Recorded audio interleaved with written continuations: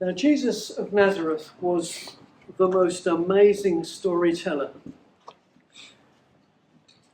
Jesus had that ability to hold vast crowds spellbound with his stories. They were pithy stories, stories from everyday life, and they made an instant connection with the people of his day. But it wasn't just with the people of his day. There was something about the stories of Jesus that had a timeless quality. They're able to connect with every age. Now, I want to contrast that with the stories that we kind of receive today. Now, let me ask you a question. Can anybody tell me what the Man Booker Prize for fiction was in 2024? There you go. The stories of our age. The answer was Orbital by Samantha Harvey. Of course, nobody's heard of it. That's the best story that won the prize. But the stories of Jesus, no, they were different. Jesus' stories, the Good Samaritan, the prodigal son, the lost sheep, they're firm favourites. They're in the top 10 stories of all time. It wasn't just their simplicity. It wasn't just the fact that they came from everyday life. But it was that Jesus' stories had a hidden meaning. Well, it wasn't actually that hidden. They were intended meanings. And the stories that Jesus told, they strike a chord in the soul. The stories that Jesus told illustrate the nature of our relationship with God. And of course, what that did was it elevated Jesus' stories to a different level.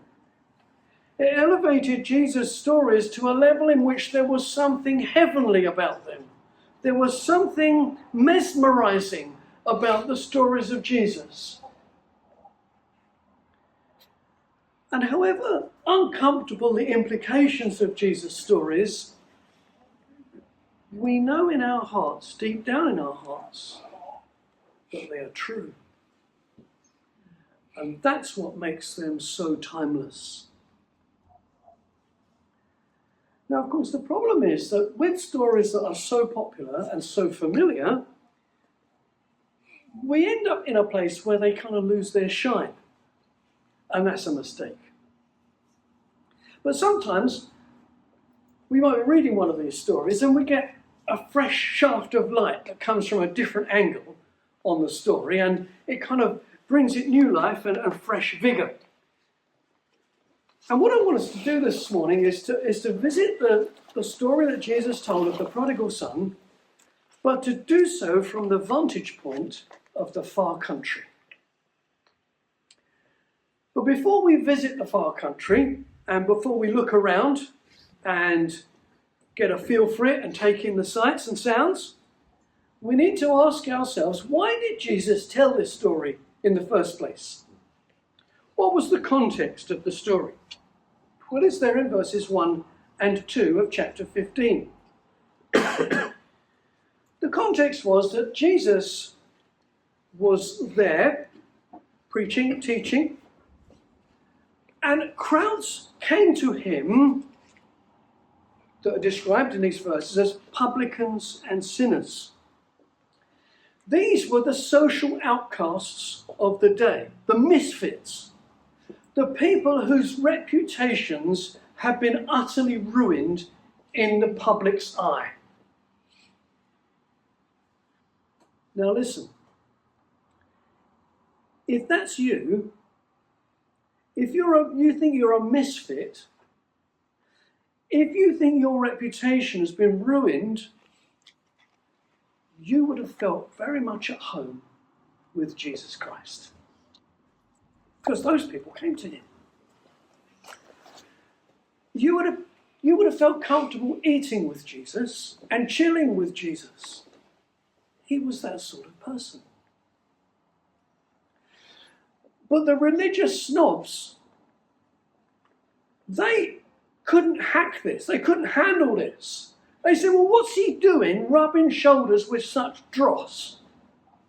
Why is he spending time with these scum of the earth?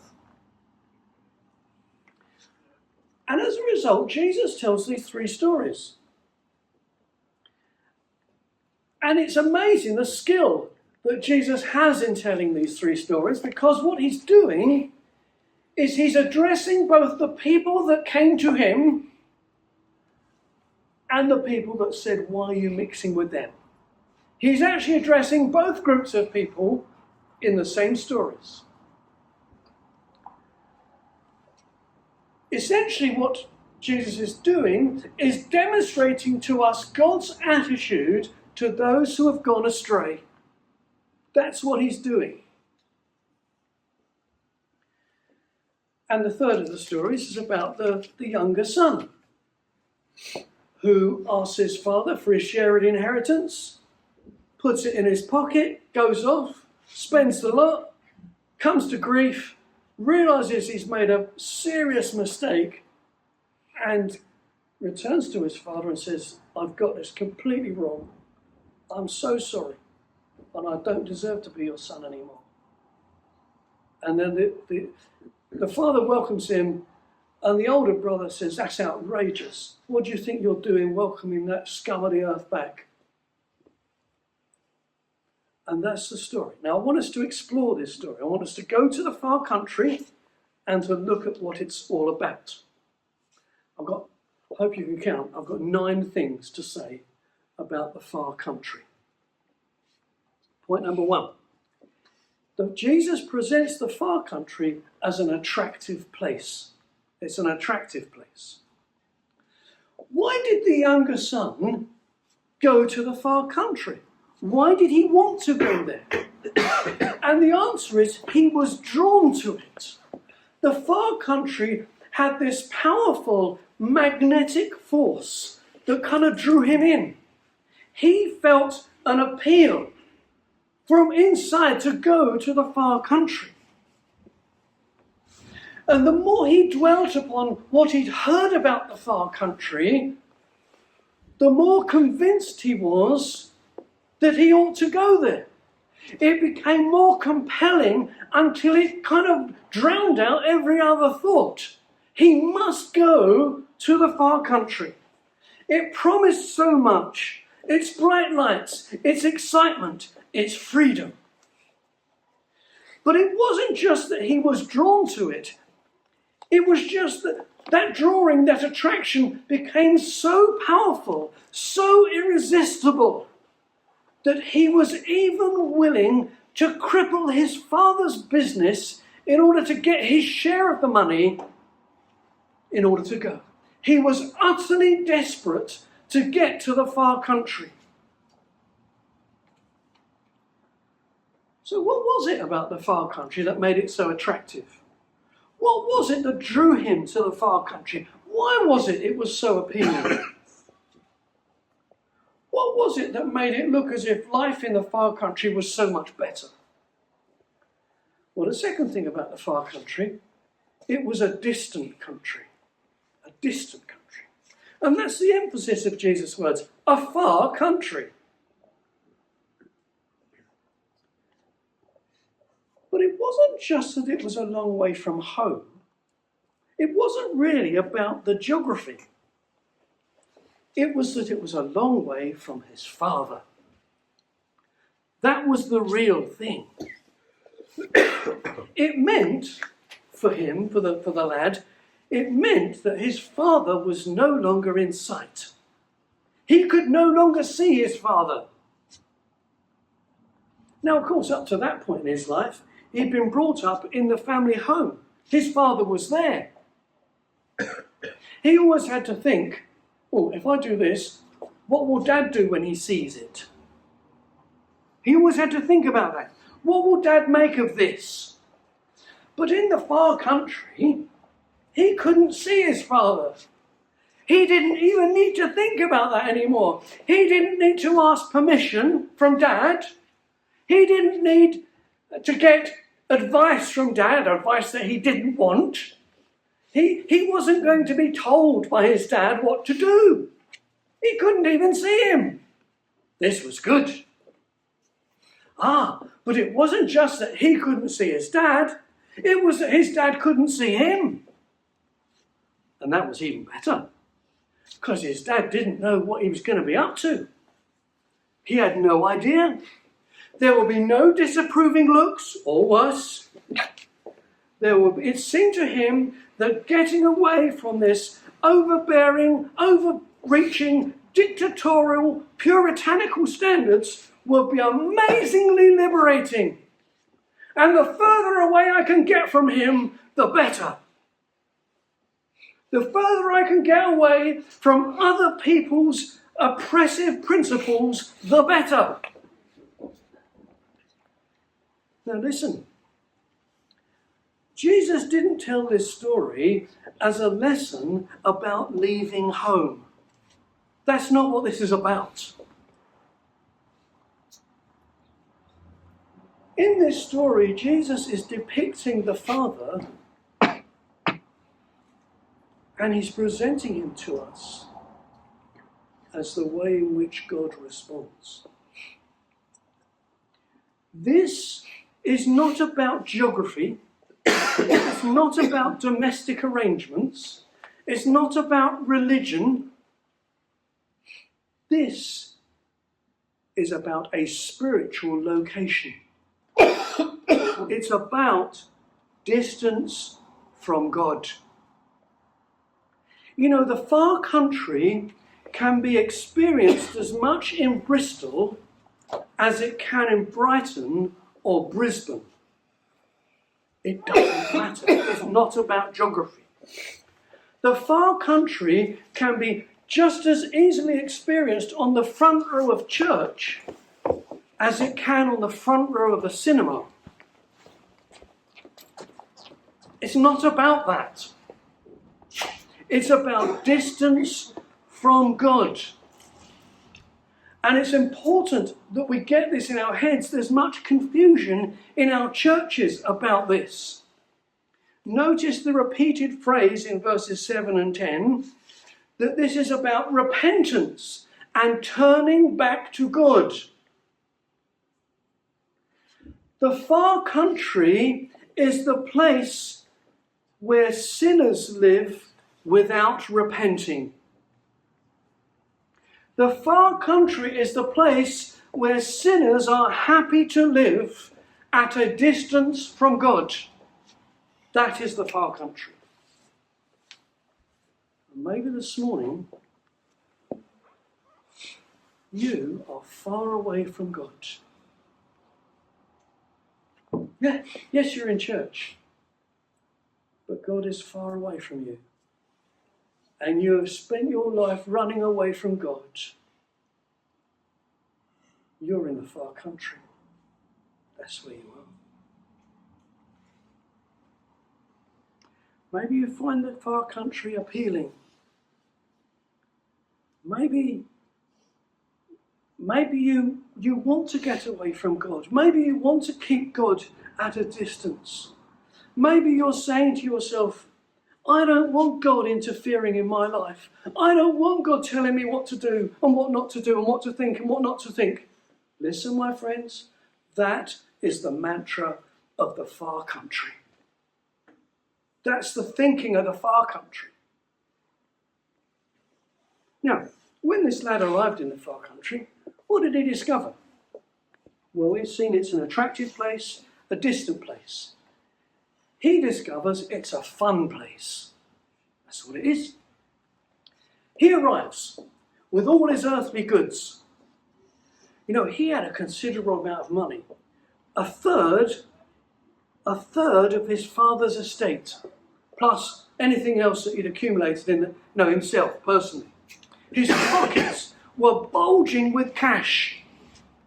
That means he could buy anything. And not just anything, but anything with the extras.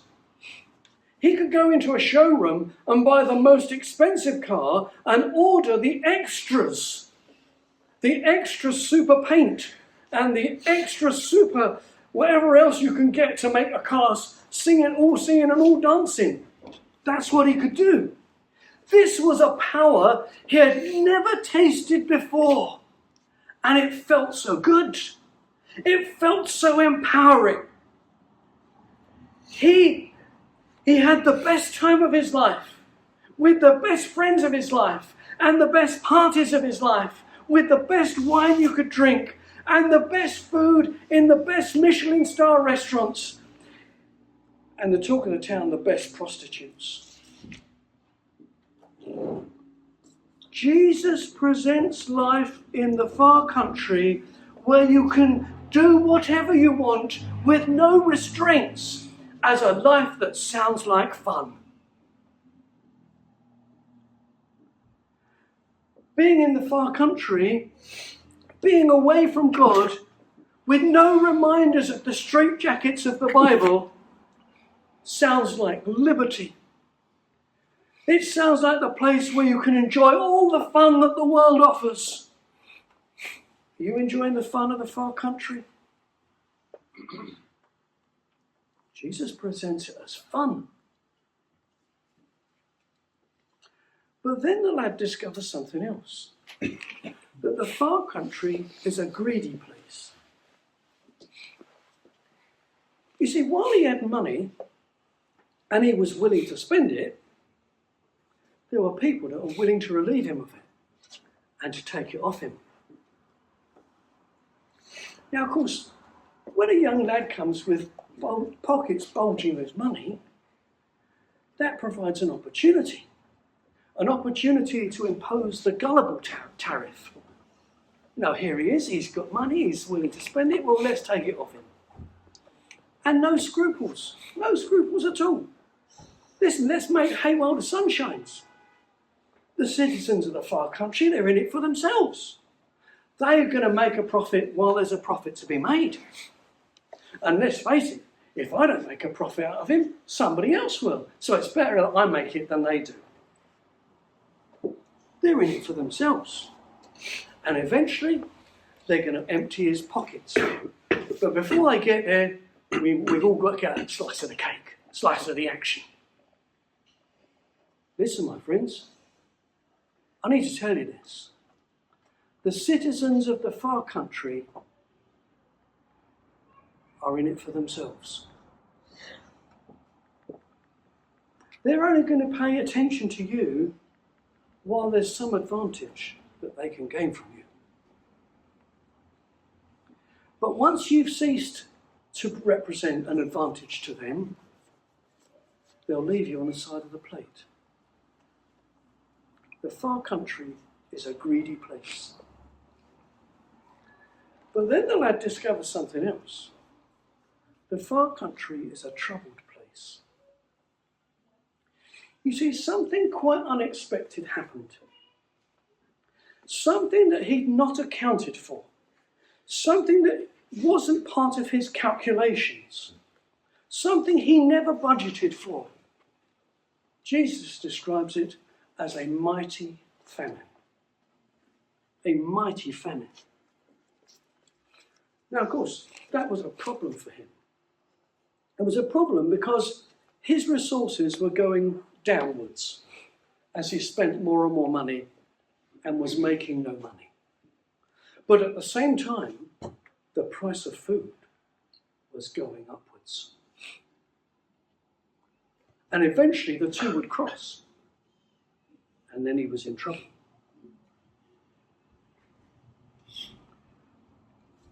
Now, this natural disaster appears to come out of the blue.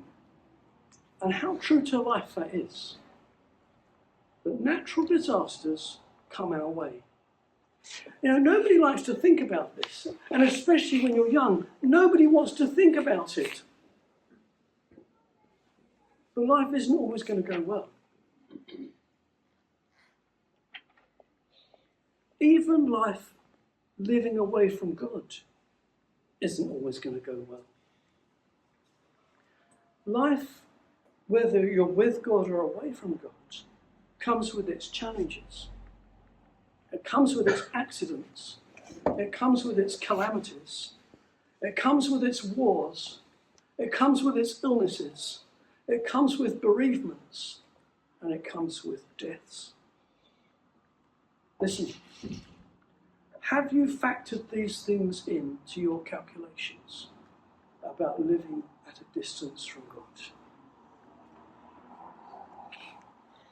What did he then discover? Sixthly, he discovered that the far country was an empty place. Because when the food ran out, the money ran out, the fun ran out, the friends ran out, and the kindness ran out. It was then that the selfishness of the place became most exaggerated. It was then that the bright lights, the attractions, the most delicious wine, the most seductive women, and the most appealing songs, they lost their appeal.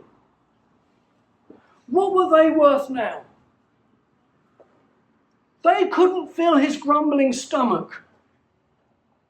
Now he looked out on them, and they all looked hollow. They were all a mirage, promising much and delivering nothing. Now they were a grasping after the wind.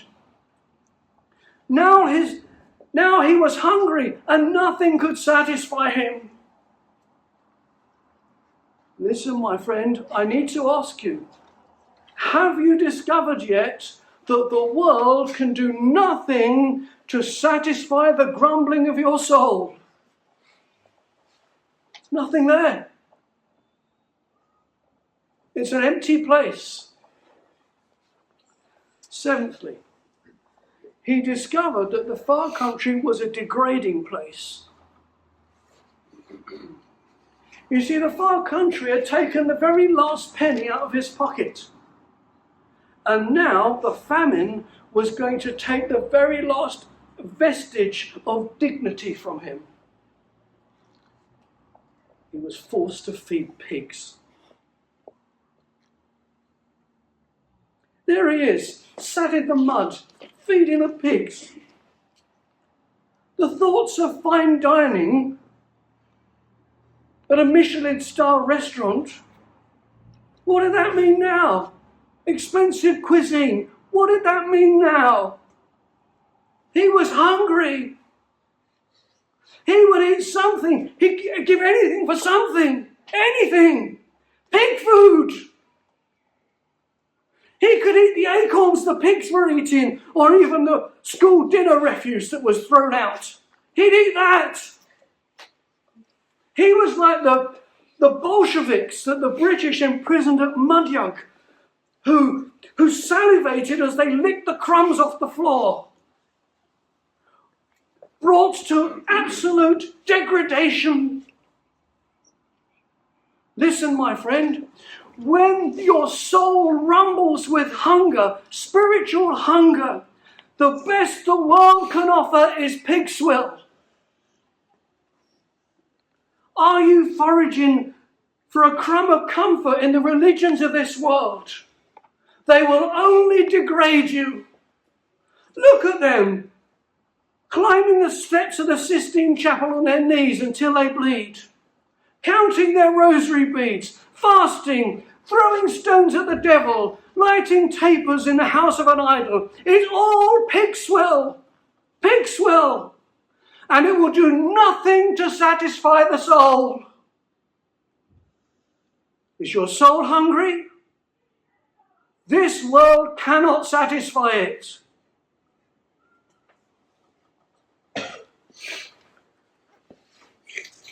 But then he discovers that the far country is a sobering place. A sobering place. When the famine came, it wasn't just that his friends deserted him. His self-confidence deserted him. He was so cocksure when he left home. He was so confident in his own abilities and his pocket full of money. But now he's sobered up. Now that heady, intoxicating mixture of money, popularity and sex had worn off. And it was then And only then, when he sobered up, that he began to realize a few things. He realized that home was better. And this was a major admission, a major change in his thinking. Now he began to give thought about the servants at home, servants who he'd never even thought of before. He'd never given them a second thought, but now he realized that their condition was better than his. Now he begins to realize he must own up to his madness. He begins to see his action for what it was, in the clear light of reality. He begins to see that what he had done was a sin against heaven, a sin against God, and a sin against his Father. Now, and only now, he realizes he must abandon any hopes of being the son of his Father. Before, he'd wanted all the privileges of being the son of his Father. He'd taken all the money and blown the lot. He'd trampled on his Father, and now he'd forfeited any right to be his Father's son. Now, he realizes he must abandon the far country. And this was very difficult. Very difficult. Because he had ruined his father to get there.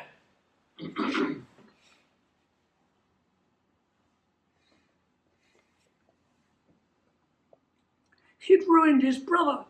He'd ruined his father's business. He got it all wrong. Tell me, my friend, have you reached that sobering place yet? It's deeply uncomfortable. Have you realized that you've been exploiting the kindness of God, the generosity of God, and you've thrown it all back in his face and said, I don't want you, I want it my way, I'm going to take what you've given and I'm going to burn it all on myself. Instead of being grateful to God, you've trampled on God. You've sinned against heaven, and you are not worthy to be a Christian. You are not worthy to be one of his children. Do you realize that? That's just the beginning. The far country is finally an abandoned place. An abandoned place. It was no good for this lad to realise what he had to do. He had to do it. He had to do it. There was no returning to his father without abandoning the far country.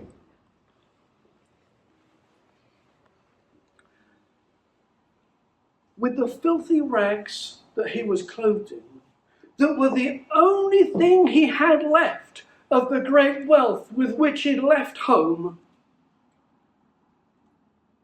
he had to go back.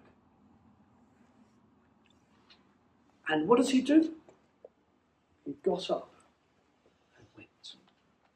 He got up and went. What was that journey back like? It must have been pretty difficult. He had many opportunities to change his mind, to go somewhere else, to turn back. But no, there's a determination in him. He's got to go through with it. Listen, my friend, have you realised this yet? You've got to go through with it and go to God. I urge you, quit the far country. Quit it. You cannot be happy while your conscience is bothering you and you are keeping God at arm's length. But you say, look, yeah, that's all very well, but you don't know what I've done. You don't know what I've said. You don't know how defiant I've been, how deliberate I've been in insulting God, how hurtful I've been with the things I've said against God, how hateful I've been against God. No, I can't do that. I'm too afraid of God. Listen, my friends, that's why Jesus told this story. That is exactly why he told this story. Because the minute the son leaves the far country and starts out on the road to home, his father comes running. His father doesn't seem to notice the filthy rags that he's got left. He just throws his arms around him. And Jesus wants you to know that when you return to him, God will give your soul the biggest bear hug you've ever had. That's what it's about. Listen, my friends, how about it? Why keep away? Why keep God at a distance? Jesus is saying to you, there is a way back. Take it. Take it. Think what you're going to say to God. Think what you're going to tell him. You're going to say, I've sinned against heaven. I've sinned against you. I'm no good to be a Christian. I'm not worthy of being a Christian or one of your children. Just make me a servant. That's enough. Just tell him that. That's all you need. It don't need to be anything complicated. It doesn't need to be kind of super complicated theology. Just admit what you are and say, Lord, I'm sorry. Do it right now. And you know what you'll discover? You'll be amazed at the grace with which God receives you. He receives sinners. He transforms sinners. He turns prodigals into his sons and daughters. That's what Jesus wants you to know. Are you still in the far country? It's an attractive place. It's a distant place. It's a fun place. It's a greedy place. It's a troubled place. It's an empty place. It's a degrading place. It's a sobering place. And ultimately, it needs to be an abandoned place. Come. Come to Jesus Christ. Say, Lord, I've got it all wrong. And I'm sorry. Do it today, my friend. Do it today. Not tomorrow. Today. Say, Lord, receive me.